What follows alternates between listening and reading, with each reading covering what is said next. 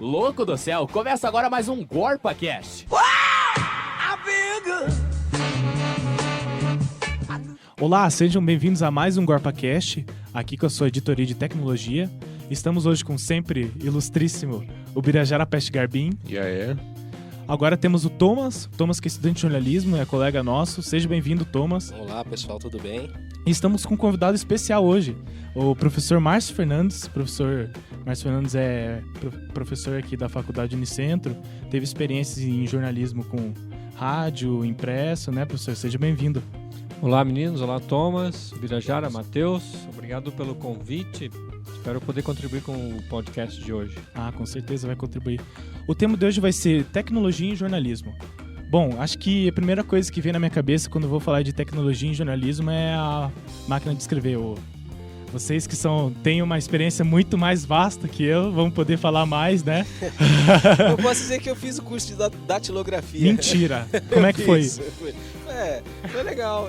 Eu acho que eu não cheguei a completar, mas eu comecei. É? Sério. Porque, assim, deu muito mais praticidade você substituir a máquina de escrever com o computador em si. O professor pode falar mais sobre isso, assim, que deu mais agilidade.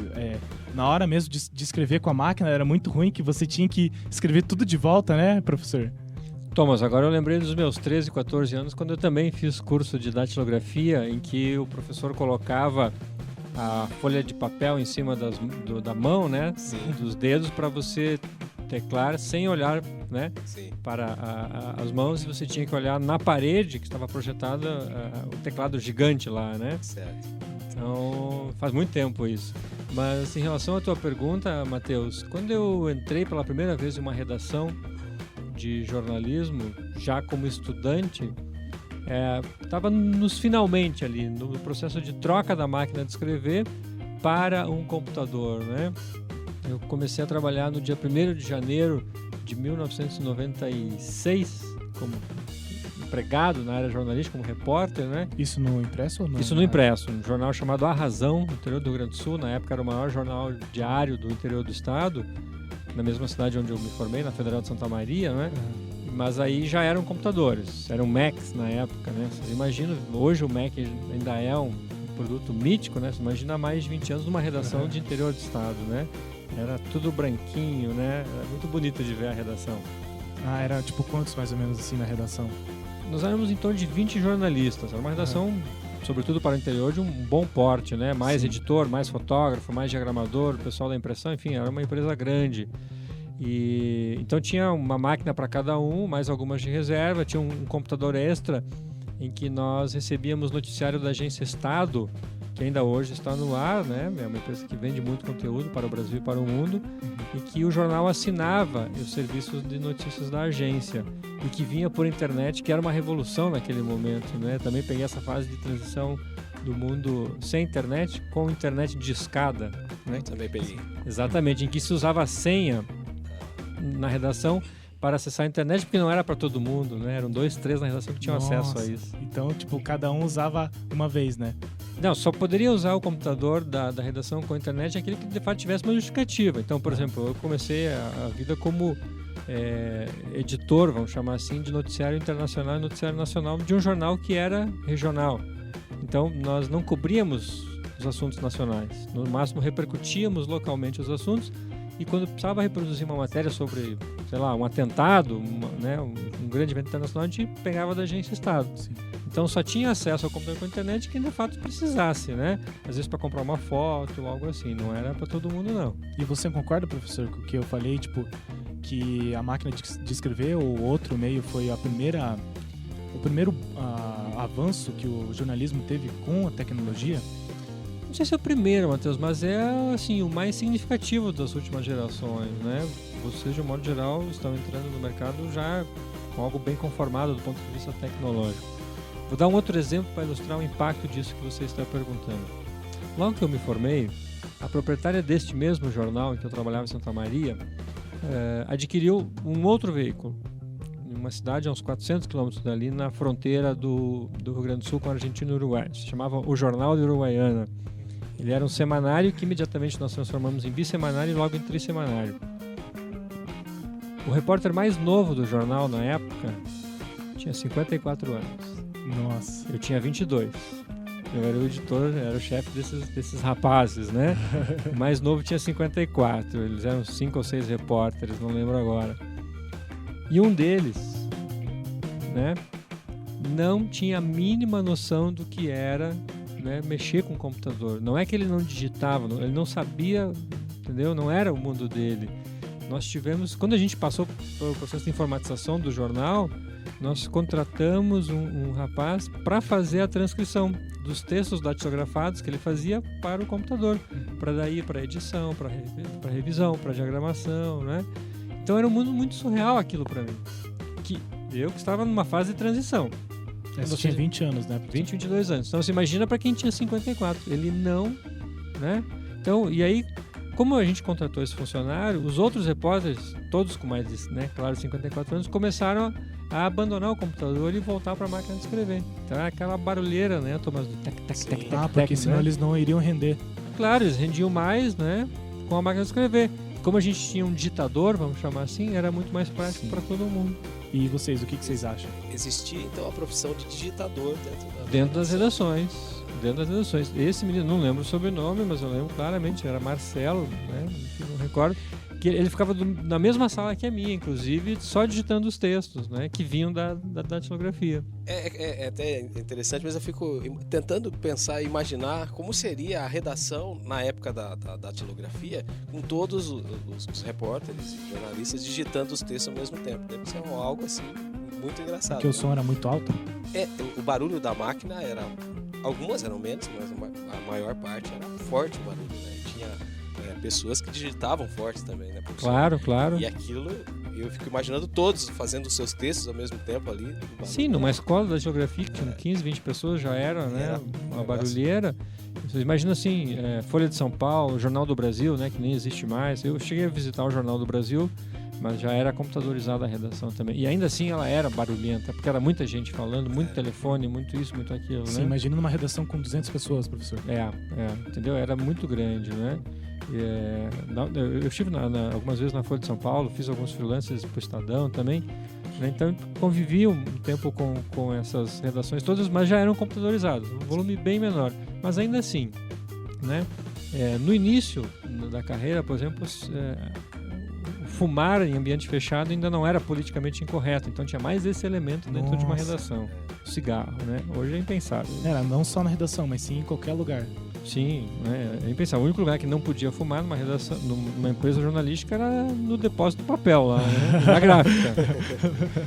Essa transição da máquina, da máquina mesmo, né?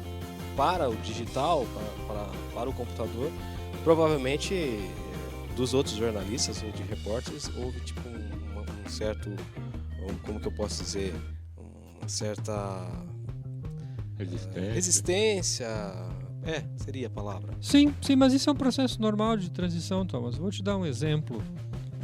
Eu tenho um filho que está para completar 11 anos e ele, desde há um bom tempo, já basicamente quando ele conversa, quando nós não estamos próximos fisicamente, né, sobretudo em viagem, por exemplo, ele manda mensagem por esses comunicadores instantâneos como o WhatsApp e ele não digita, ele manda mensagem de voz, né? E aquilo me é muito estranho, né? Faz parte de uma outra geração que não tem esse hábito, tem o hábito de digitar e de preferência digitar observando a gramática, né? Sem abreviações, sem aquilo de modo geral. E aí quando eu comecei a ver aquilo, eu comecei a notar que os colegas, que era o universo dele ali dos 10, 11, 12 anos, todos os colegas fazem isso. Hoje isso se espalhou. Hoje não tem mais essa faixa etária. Em menos de poucos meses, né? É um hábito enraizado. Tem gente, adultos, nós aqui, né? Só se comunicam pelo WhatsApp. Se você tiver que digitar mais de 2 linhas, ele grava o texto e manda. A minha avó, com 84 anos, ela aprendeu esses meses atrás, mexendo no Facebook.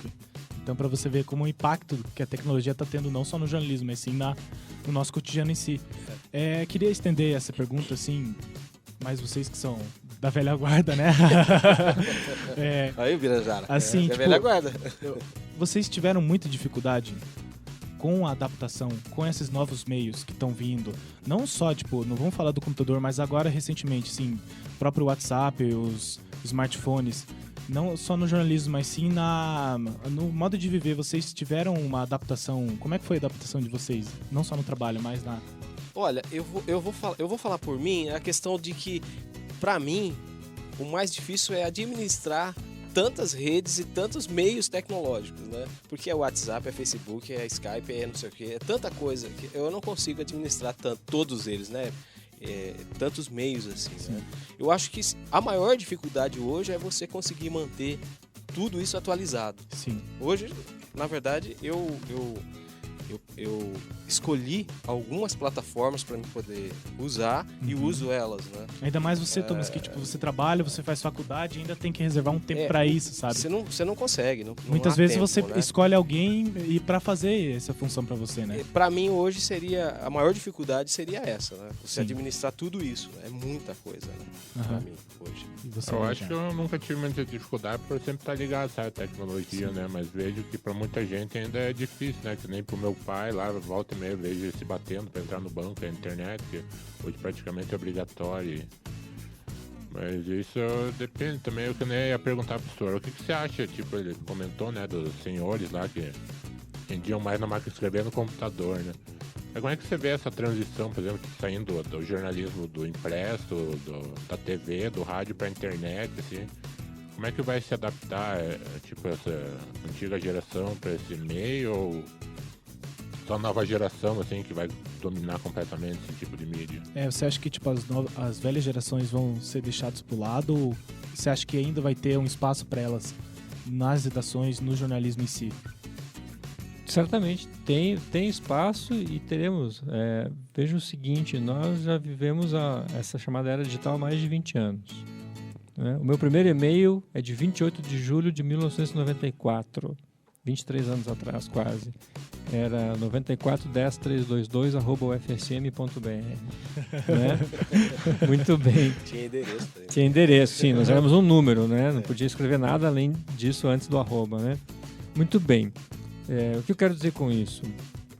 Nós continuamos, mais de 20 anos depois, estudando e admirando os mesmos profissionais. Clóvis Rossi, Ricardo Noblat, Jânio de Freitas, etc, etc. Não é? Alguns mais, outros menos. Mas Clóvis Rossi, por exemplo, tem um livro clássico no jornalismo brasileiro, que é um livro bem pequenininho, que é O que é Jornalismo. Tem muitas escolas de comunicação que ainda usam, né? E ele, enfim, está nos seus 70 e poucos anos aí.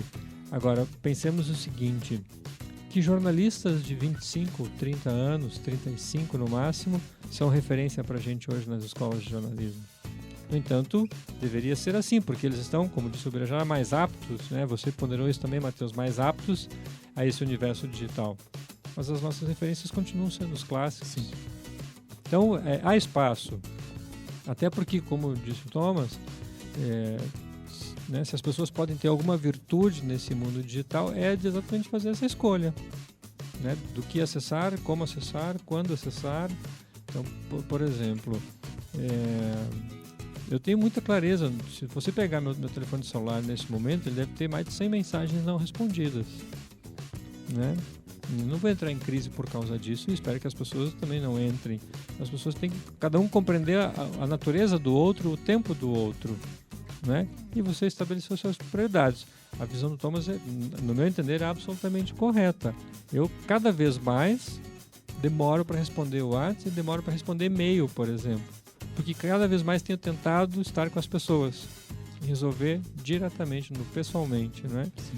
Então, claro que isso causa alguma estranheza, nem todo mundo gosta, né? Mas são os meus valores.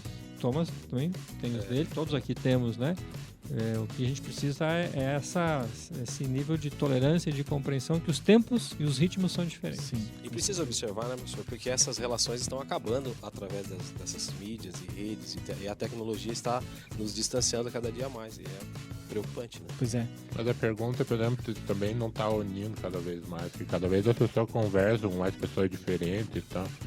A gente tem que ver, tipo, vários pontos de vista, né? Com certeza. Com certeza, tipo...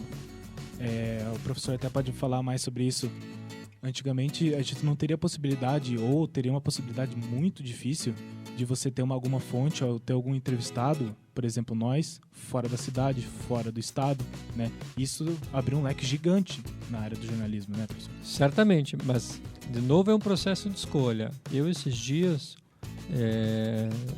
uma repórter de um outro estado me chamou para dar uma entrevista e me ligou uma vez, né, marcou, não foi possível. Na segunda vez em diante, ela já mandou as perguntas por WhatsApp, querendo que eu respondesse por WhatsApp. Eu falo, não vou responder não é possível, né?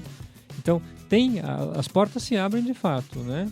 Mas isso nos leva a uma certa, vamos chamar assim, preguiça mental, né? Então, temos que saber escolher o momento certo, a mídia certa, o suporte correto, com quem dialogarmos online, né, para tentarmos uma fonte lá do outro lado do mundo, e com quem às vezes está na nossa porta e a gente deixa de lado e manda mensagem pelo WhatsApp. Com certeza.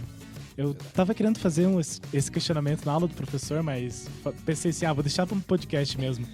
O professor aqui sempre tá falando nas nossas aulas que nosso principal jornal impresso, a Gazeta do Povo, tá morrendo. Mas eu penso assim, desse jeito, professor, eu queria fazer até esse questionamento, queria que vocês participassem também. A Gazeta do Povo, ela tá morrendo ou ela tá se transformando para as novas mídias?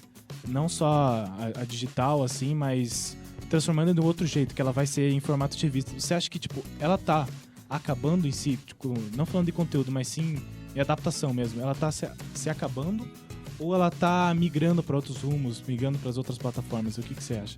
As duas coisas, Matheus. Primeiro, ela tá terminando, já terminou, aliás, no seu formato clássico, aquele que deu base para a existência da Gazeta ao longo de quase 100 anos, né? Aquele jornal diário, com essa estrutura que nós conhecemos, com essas características todas que vocês conhecem. Segundo, estão, portanto, num processo de transformação, migrando para redes, né, digitais e assim por diante, para um outro tipo de formato e de narrativa, e cada vez mais focado no entretenimento. Se isso é bom ou ruim, aí cabe à audiência decidir. Se o jornalista, né, se torna melhor ou pior, mais confiável, menos confiável, porque deixou de trabalhar no jornal impresso, passou a trabalhar numa versão digital que é mais focada no entretenimento, aí cabe a cada um também, o juízo de cada jornalista, né? Mas, sobretudo, a decisão está na audiência. Se a audiência rechaçar esse modelo, quem sabe a Gazeta retorne e outros jornais que estão deixando de circular, né? A nossa vida é sempre cíclica. Então não adianta sermos muito fatais dizendo acabou o jornalismo impresso, porque daqui a pouco alguém vai nos desmentir. As coisas estão sempre se transformando, né? Deixa de existir um para nascer uma coisa nova. Então nunca pode ter essa ideia que acabou ao fim. Pois é. A Kodak está voltando a fabricar filmes fotográficos. Então daqui a pouco, antes de você sair do curso, quem sabe as antigas máquinas estejam na moda de novo. Pois é. Em 20 segundinhos, o que você acha? Olha, eu penso que, assim como a gente começou o programa falando sobre a máquina de datilografia e fomos para o computador e tal, eu acho que é inevitável que isso iria acontecer, né? Mas nada que vá acabar, né? Eu acredito que não vai acabar, assim, com certeza, de forma alguma. Bom, pessoal, estourando um pouquinho o tempo, vamos encerrar esse GorpaCast. Obrigado, Birajara. Obrigado, Thomas, por ter participado. Muito bom. Quando você quiser, as portas serão sempre abertas. E para você também, professor, foi muito bom estar você aqui. Tua experiência, assim, ajudou bastante o nosso GorpaCast de hoje. Obrigado pelo convite e parabéns pelo debate, pela reflexão sobre a própria condição. Obrigado, então. Tchau, tchau. Acessem nossa página no Facebook, facebook.com/GorpaCast. E um grande abraço. Tchau, tchau. Falou. Tchau, tchau. Tchau.